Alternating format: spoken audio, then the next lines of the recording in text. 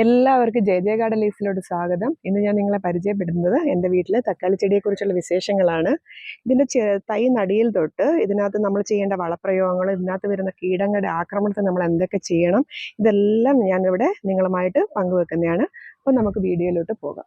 ഇടാനായിട്ട് ഞാൻ ഉപയോഗിക്കുന്നത്, നമ്മളിപ്പോൾ 2 ആഴ്ച കുമ്മായി ഇട്ട മണ്ണിലോട്ട് ചാണകപ്പൊടി ഇട്ട് കൊടുത്ത് നല്ലപോലെ ഒന്ന് മിക്സ് ചെയ്ത് അല്പം വാമിട്ട് കൊടുത്തിട്ട് നമുക്കിതിൻ്റെ നടു സെൻറ്ററിലായിട്ട് നമ്മുടെ പ്ലാന്റ് വെക്കാം. ഇത് കണ്ടില്ലേ, നല്ല ഹെൽത്തി ആയിട്ടുള്ള റൂട്ടാണ്. ഇത് നമ്മളിതിനകത്തോട്ട് പതിയെ വെച്ച് കൊടുത്തിട്ട് അല്പം മണ്ണിട്ട് വെക്കുക.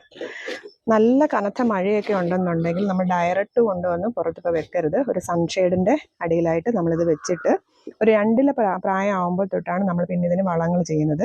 ഇതിനകത്ത് മെയിനായിട്ട് നമ്മൾ ശ്രദ്ധിക്കേണ്ടത്, ഇതിനകത്ത് വരുന്ന മെയിനായിട്ടുള്ള രോഗങ്ങളെന്ന് വെച്ചാൽ വാട്ടരോഗമാണ് കൂടുതലും തക്കാളിയിൽ കാണപ്പെടുന്നത്. അതിന് നമ്മൾ മെയിനായിട്ട് ചെയ്യുന്നത്, ഇത് നമ്മുടെ സ്യൂഡോമോണസ് ആണ്. ഇത് നമ്മൾ ചെയ്യുന്നത് 1 ലിറ്റർ വെള്ളത്തിൽ 20 ഗ്രാം എന്ന് പറഞ്ഞാൽ നമ്മുടെ തീപ്പെട്ടിയുടെയൊക്കെ അടപ്പുണ്ടല്ലോ, അതാണ് അതിൻ്റെ കണക്ക്. ആ 20 ഗ്രാം വെള്ളം നമ്മൾ അതിനകത്ത് മിക്സ് ചെയ്തിട്ട് നമുക്കിതിൻ്റെ ചുവട്ടിൽ ഒഴിച്ചു കൊടുക്കുകയോ സ്പ്രേ ചെയ്യുകയോ ചെയ്യുന്നത്, ആഴ്ചയിൽ 1 ദിവസം ചെയ്യുന്നത് ഏറ്റവും നല്ല ഒരു വളപ്രയോഗമാണ് നമ്മുടെ ഈ തക്കാളി ചെടിക്ക്. ഇതിനകത്ത് നമ്മൾ മെയിനായിട്ട് ശ്രദ്ധിക്കേണ്ടത്, നമ്മുടെ തക്കാളി ചെടി നല്ല കരുത്തായിട്ട് വളർന്നു വരുമ്പോൾ നമ്മൾ അതിന് താങ്ങ് കൊടുക്കണം. അത് ഞാൻ പറഞ്ഞല്ലോ. അതുപോലെ തന്നെ ഇതിൻ്റെ ഓരോ ലീഫിൻ്റെ ഇടയ്ക്ക്, ഇലയുടെ ഇടയ്ക്ക് നിന്ന് ഇതുപോലെ ഓരോരോ കിളിപ്പുകൾ വരും. അപ്പോൾ അതിനെ നമ്മളവിടെ നിർത്തരുത്, അതിനെ നമ്മൾ കട്ട് ചെയ്ത് മാറ്റണം. ഇത് നമ്മൾ വേറെ പ്ലാന്റ് ചെയ്താൽ ഇതിനകത്ത് നമുക്ക് തക്കാളി ഉണ്ടാവുന്നുണ്ട്, ഞാൻ നട്ടിട്ടുമുണ്ട്. എന്നിട്ട് അതുപോലെ നമ്മൾ ഇതുപോലെ വരുന്നതിനെല്ലാം കട്ട് ചെയ്ത് കളയണം. ഇതിൻ്റെ തൈകൾ നല്ല ശക്തമായിട്ട് വളർന്ന് വരുമ്പോഴത്തേക്ക് നമുക്ക് കാണാം ഓരോരോ ലീഫിൻ്റെ ഇടയ്ക്ക് നിന്നും ഓരോരോ കിളിർപ്പായിട്ട് എക്സ്ട്രാ വരുന്നുണ്ട്. അപ്പം നമ്മളത് നിർത്തിയേക്കില്ല, അത് കട്ട് ചെയ്ത് മാറ്റണം. അല്ലെങ്കിൽ നമുക്കത് മാറ്റി വേറെ ചെടിയായിട്ട് നമുക്ക് നടുകയും ചെയ്യാം. അന്നേരം നമ്മുടെ ചെടി നല്ല കരുത്തോടെ വളർന്നു വരികയും ചെയ്യും, പെട്ടെന്ന് നല്ല കായ്ഫലങ്ങൾ നമുക്ക് ലഭിക്കുകയും ചെയ്യും.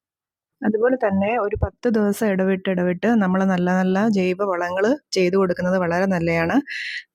പല ആൾക്കാരും തക്കാളി നട്ടിട്ട് പൂക്കൾ വരുന്നുണ്ട്, കായ്കൾ പിടിക്കുന്നില്ലെന്ന് പറയുന്നേക്കും. പക്ഷെ ഞാൻ അതിന് ചെയ്യുന്നതെന്ന് വെച്ചാൽ, നമ്മുടെ ഫിഷ് ആസിഡ് നമുക്കത് സ്വന്തമായി വീട്ടിൽ തന്നെ തയ്യാറാക്കാൻ പറ്റും. അല്ലെങ്കിൽ നമുക്ക് അവിടെ അഗ്രോ ബസാറിൽ നിന്നൊക്കെ മേടിക്കാൻ കിട്ടും. അത് 1 ലിറ്റർ വെള്ളത്തിൽ ഒരു 4 ml ഡൈല്യൂട്ട് ചെയ്ത് നമുക്ക് സ്പ്രേ ചെയ്ത് കൊടുക്കാം. അത് നല്ലൊരു ഹോർമോണാണ്. പൂ പിടിക്കാനും പൂ കൊഴിച്ചിലിനും എല്ലാം കായ്കളൊക്കെ പിടിക്കാൻ നല്ല ഒരു ഹോർമോണാണ് നമ്മുടെ ഈ ഫിഷ് ആസിഡ്. പിന്നെ ഞാൻ മെയിനായിട്ട് നമ്മൾ ഉപയോഗിച്ച് കൊടുക്കുന്നത് മറ്റുള്ള വളങ്ങൾ, ചാണകപ്പൊടിയും ഇതിൻ്റെയൊക്കെ കൂടെ ഞാൻ നമ്മുടെ ജൈവ സെല്ലറി നമ്മുടെ മെയിൻ ചാനലിലുണ്ട്.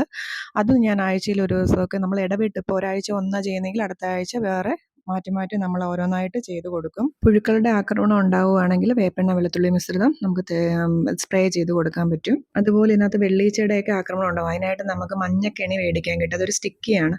അത് നമുക്ക് ഉപയോഗിച്ചിട്ട് അതിൽ നമ്മൾ വെള്ളീച്ച പോലുള്ള പ്രാണികളെല്ലാം അതിൽ വന്നിരിക്കും. ഒരുപാടായി കഴിയുമ്പോഴത്തേക്ക് അതിനെ ക്ലീൻ ചെയ്തിട്ട് നമുക്ക് വേപ്പെണ്ണ വെച്ച് റീയൂസ് ചെയ്യാനും പറ്റുമോ ഈ മഞ്ഞക്കെണ്ണി. തക്കാളി നമുക്കൊരു 75 ദിവസം ആകുമ്പോഴത്തേക്ക് നമുക്ക് വിളവെടുപ്പിന് പാകമാവും. അതിൽ മെയിനായിട്ട് ശ്രദ്ധിക്കേണ്ടത്, നമ്മൾ അതിൻ്റെ തണ്ടുകൾ വളരുന്നതനുസരിച്ച് അതിന് നല്ല താങ്ങ് കൊടുക്കണം. ഇല്ലെന്നുണ്ടെങ്കിൽ കാറ്റത്തൊക്കെ അത് ഒടിഞ്ഞു പോകാൻ ഒരുപാട് സാധ്യതയുണ്ട്. വിവേറിയ നമുക്ക് ഈ പുഴുക്കളുടെ ആക്രമണത്തിനൊക്കെ വളരെ നല്ലതാണ്. അത് 1 ലിറ്റർ വെള്ളത്തിൽ 5 ml എന്ന കണക്കിന് നമുക്ക് ഡൈല്യൂട്ട് ചെയ്ത് സ്പ്രേ ചെയ്ത് കൊടുക്കാൻ പറ്റും. അപ്പോൾ ഇത് നമുക്ക് ഒന്നിടവിട്ട്, ഒരാഴ്ചയിൽ നമ്മൾ വിവേറിയാണെങ്കിൽ ഒരാഴ്ച നമുക്ക് വേപ്പെണ്ണ വെളുത്തുള്ളി മിശ്രിതം നമുക്ക് ചെയ്ത് കൊടുക്കാൻ സാധിക്കും. മെയിനായിട്ട് നല്ല വിത്തുകൾ തിരഞ്ഞെടുക്കുക. ഇത്രയും കാര്യങ്ങൾ ശ്രദ്ധിച്ചാൽ നമുക്ക് നല്ലതുപോലെ കായ്കൾ ലഭിക്കാൻ നമുക്ക് സാധിക്കും, നല്ല വിളവെടുക്കാൻ സാധിക്കും. ഈ വീഡിയോ നിങ്ങൾക്ക് ഇഷ്ടമായാൽ ഷെയർ ചെയ്യുക, ലൈക്ക് ചെയ്യുക, സബ്സ്ക്രൈബ് ചെയ്യുക, ബെല്ലൈക്കൺ ഓൺ ആക്കുക. അപ്പോൾ അടുത്ത വീഡിയോയിൽ കാണാം.